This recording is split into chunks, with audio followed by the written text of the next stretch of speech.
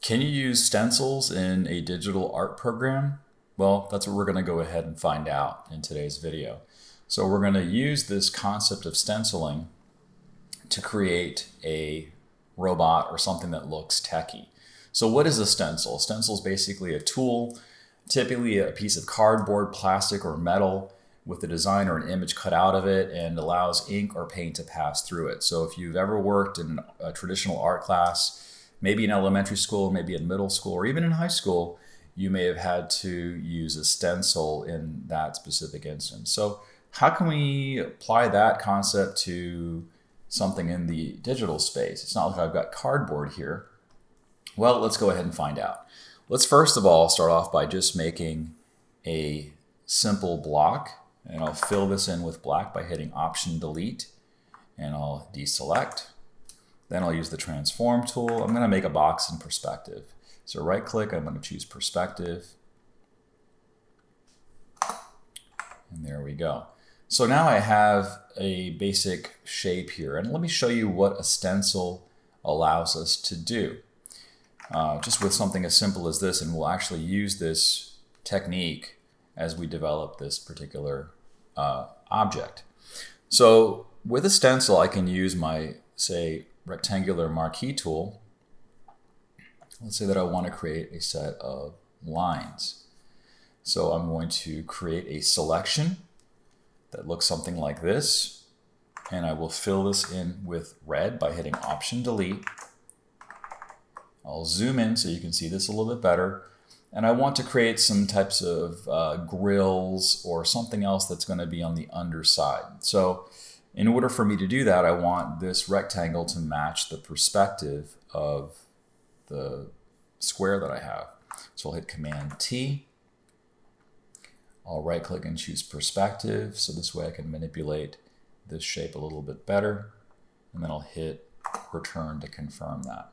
So with a stencil, I can use this red bar as a template to cut out something from the black rectangle. Let's find out how we can do that. Well, if I hold the Command key down and if I click on the thumbnail for the red bar, it will make that into a selection. So Command click, and you can see that I have these marching ants around the red rectangle. So now what I'm going to do is I'm going to simply move to the layer below it. And then I'm going to hit Command X to cut. So did that work? Well, let's hide our template and see. Yes, we've made a precise cut using this template. And you can always reuse a template because this layer is always available to us, but we're not going to do that in this specific case. The whole idea is to show you how a template can be useful. Now, some might say, well, why couldn't I just use one of the selection tools and just directly make a, parallelogram or a trapezoidal shape? And why couldn't I just use that to simply cut from the black rectangle? And the answer is you can do that, but you have to make sure that this is precisely where you want it to be. The advantage of using a stencil is that I can position the stencil exactly where I want it to be before I use it to trim or cut an area out from the base shape, which is this black rectangle. Let's go ahead and create another stencil now. We can create multiple shapes here, so I'm going to just use the elliptical marquee tool, and I'll just make an oval like so. I'll hit Option Delete, that fills in the foreground color, and I'll hit Command D to deselect. What I want to do now is I want to go ahead and simply duplicate this, Command J, and I'll hit Command T to transform. I'm going to move this down and to the right, and I'm going to hit Enter. And what I can do now is I've got these two circles on two separate layers. I'm going to Shift Select, that selects both layers. I'll hit Command E, that merges those two layers, and now I can use these two circles as a template to cut out from the base shape, which is this black rectangle. So how do I do that? I hold down the Command key and I click on the image that's in the layer's thumbnail. And then I go down to the base shape. I can hit Command X, and that extricates it from shape. And the reason why I'm using red in this case is it allows you to see the stencil, and it allows you to see how the stencil is actually being used. So just like we could use the stencil to cut out from a certain shape, you can also use the stencil to add to a shape too. What do I mean by that? Well, I can make another, say, interesting shape here. I'm just going to kind of eyeball this. I'll fill this in with red. And then let's say that I want to, have like a little opening here. I can hit Command X. Maybe this side's a little bit too big. I'll just trim this off. And I want to add to this particular base shape. No problem. I can just Command click on the actual object. I'll make a new layer under the base shape. I'll fill this in with black. And now I've got this template. Why did I put it on its own layer? Because then I can reposition it exactly where I want it to go.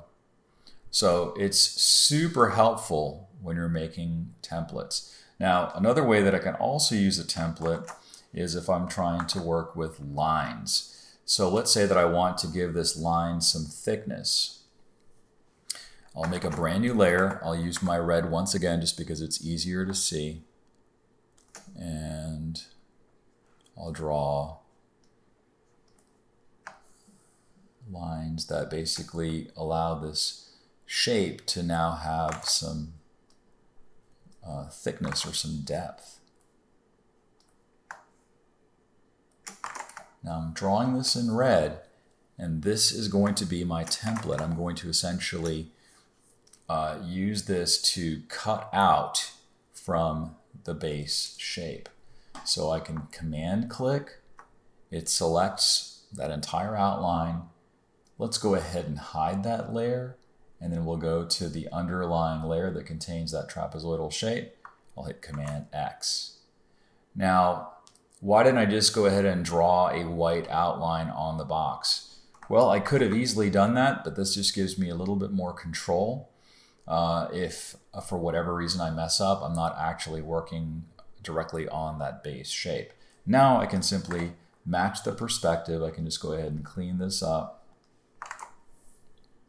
And I've got something that looks like it's a dimensional object. So stencils can be shapes, they can be lines, they can be, pretty much, you can use a standard object. For example, there's a star tool that is in Photoshop, and I can easily draw or pull out this star shape.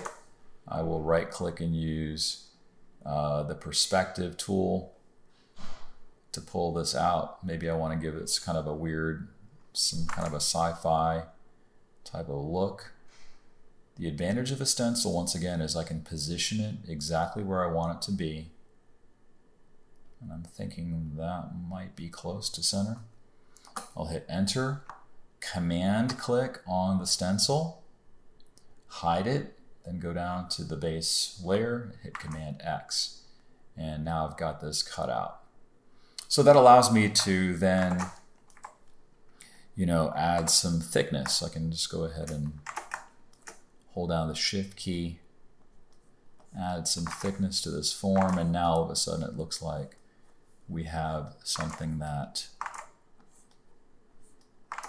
looks like it's like an opening, and there's actually some associated depth. And I'll use some hatching like so. So this looks like a really cool opening. And the same thing over here. What I've just done here is I've kind of inferred the idea that this is not just a shape, but it's actually a block, which is pretty cool. So hopefully the stenciling technique is something that you can use within your own work. The objective with this channel is to always help folks think smarter and try to be more efficient so that you can get your job done faster and have more fun with it. So if you found some value in this video today, please give it a thumbs up so more folks can find it. As always, I thank you for stopping by and making this channel part of your regular routine, and I will see you in the next video. Later.